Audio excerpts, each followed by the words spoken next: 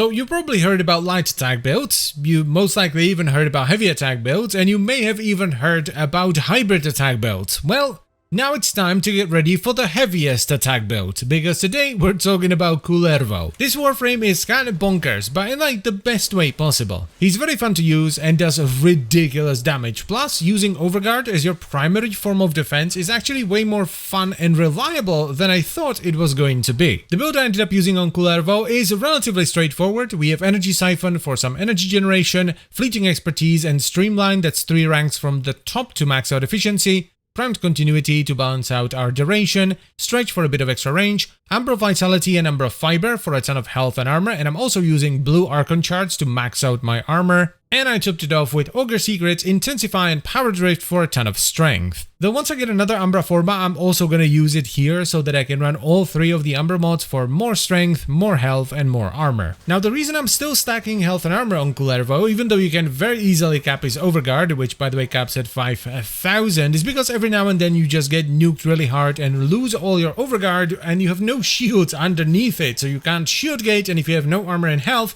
you're just gonna get one shot. So I want it to be pretty beefy underneath the Overguard so I have plenty of time to stack it back up again. I actually wasn't investing into armor as much initially, but then as I started to do infested Steel Path missions, I started to die to disruptors because on top of nuking your Overguard, they also sap your energy. So I had to get some energy first, and I would usually end up dying. But ever since I put on the Archon charts for a ton of extra armor, I don't think I've died once on this. It's a really solid setup. Now, just to give you a basic idea of how tanky this setup is and how much damage it does, we're gonna test it against 20 level 185 Corrupted Heavy Gunners in Steel Path. The way you play the build is very simple. You want to use your second ability to stack Overguard and keep it stacked, ideally at 5,000 at all times. Then if you want to, you can link enemies together to share their damage taken with this third ability, and after that you just use your first ability to move around and heavy strike enemies, but to also keep up a massive melee crit buff. Because with this setup you get around, I think it's 300% extra crit chance with your melee weapon, which is huge when you do heavy attacks. Now mind you, the damage you just saw was with a relatively light build, because on my pennant, which is the weapon I use for this,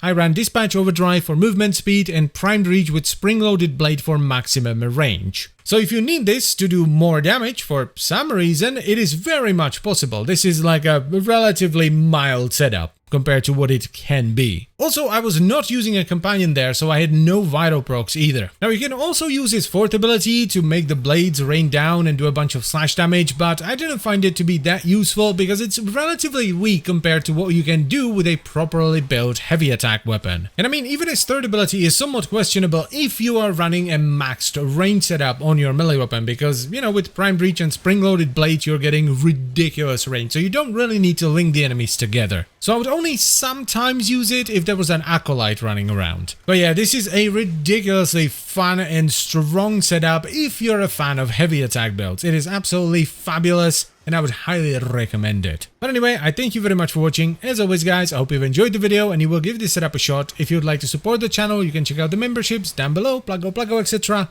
And I will see you next time. Bye bye.